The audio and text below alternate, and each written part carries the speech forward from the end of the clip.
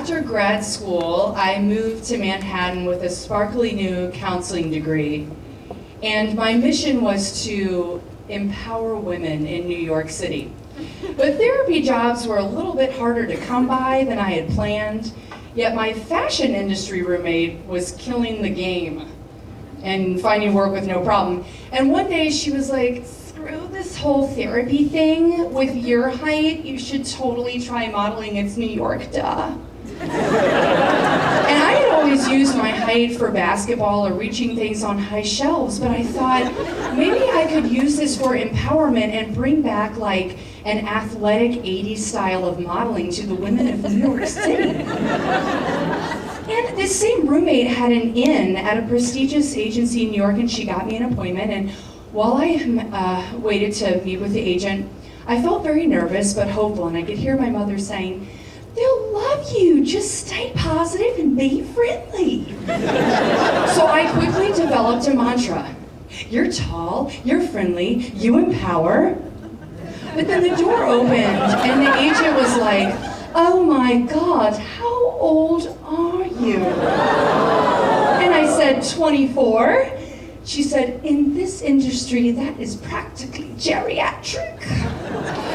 And I quickly learned from her that I was not only too old, but I was too curly, too friendly, too freckly, too Floridian, too outgoing, too bubbly, and too expressive with my face.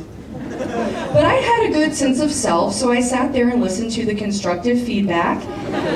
And she said, "Oh, what the hell, I like a challenge, we'll take you." And I was on my way. So I started going to castings, and one of the early ones was for a nail polish company.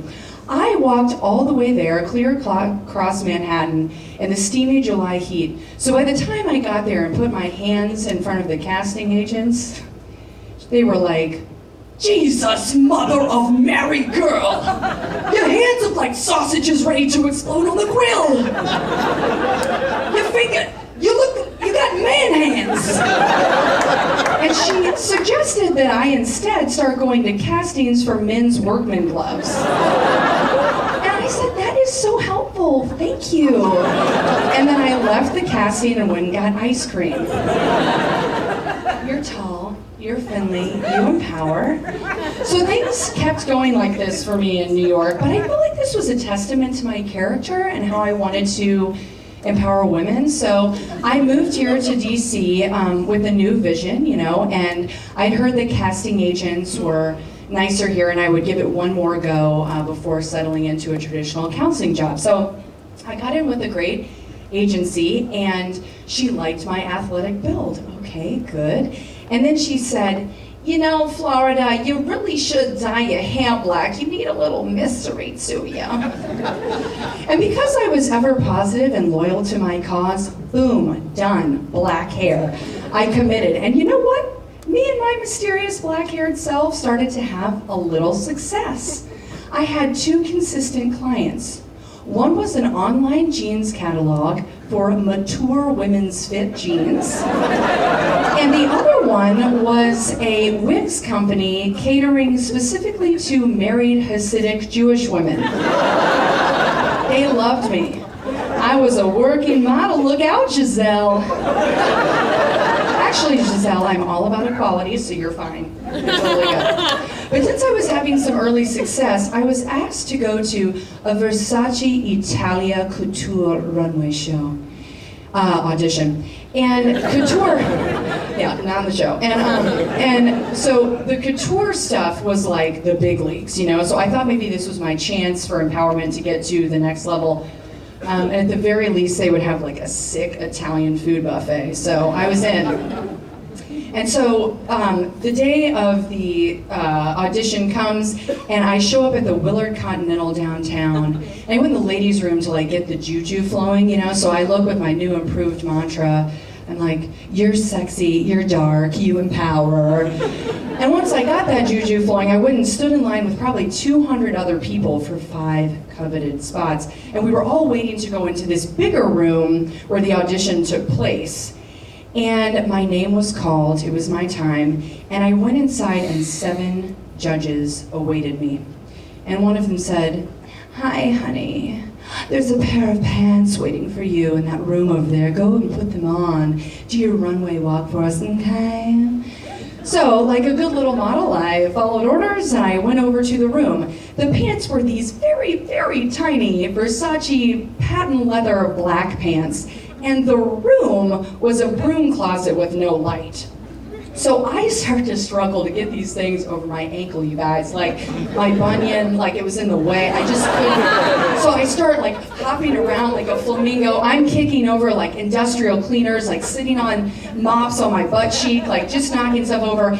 And I finally like try to get it zipped up and catch part of my fupa and the zipper, like, you know, within, I find it's like applying sweaty saran wrap to my ass cheeks. Okay, some other woman's worn this before me. But I get him up, and I looked like a hot dog with a twisty tie around the middle. It was like so bad. At this point, I'm like, I have to go out there. So I go and I'm like, okay, you know, I start walking, and I was squeaking like a huge dog toy. Which like, I couldn't feel my crotch. It was just, and the judges are like, okay. So then I finish, and they're like, thank you.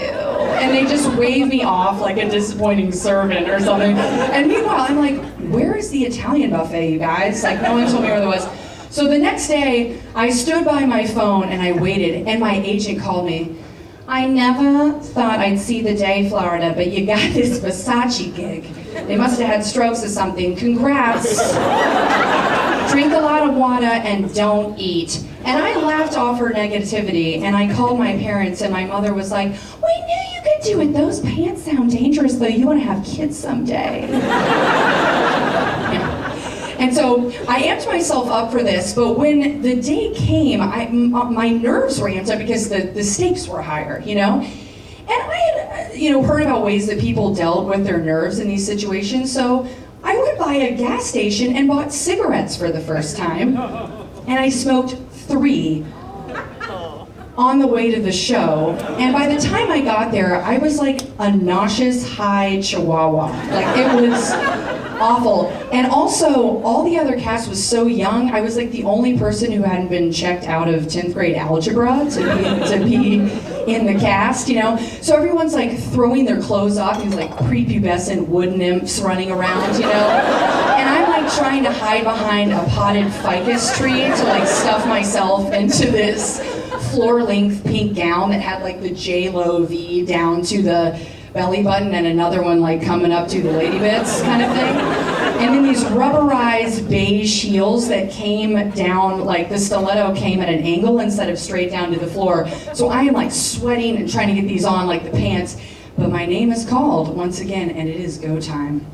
And I get to the front of the runway and I'm like, you're dark, you're sexy, you empower. And in short order, I fall to the ground.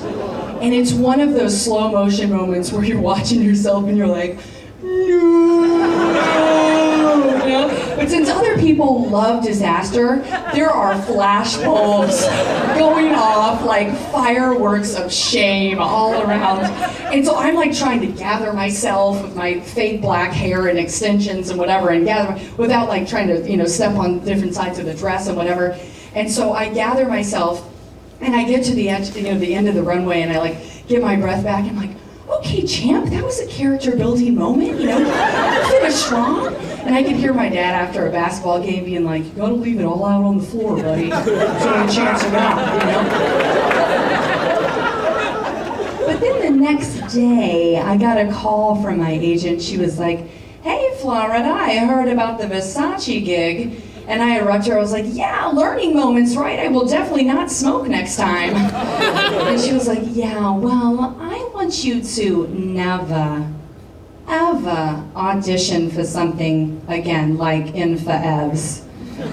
And yep, I had been fired from modeling.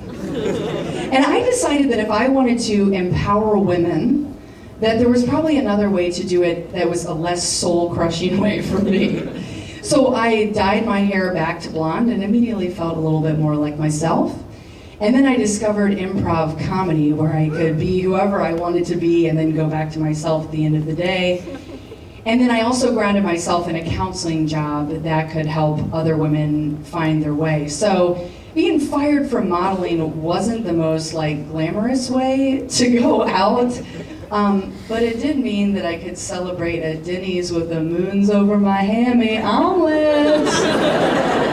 So I hung up from being fired from modeling that day, and I went to my bathroom mirror and I said, "You're tall, you're hungry, and you empower."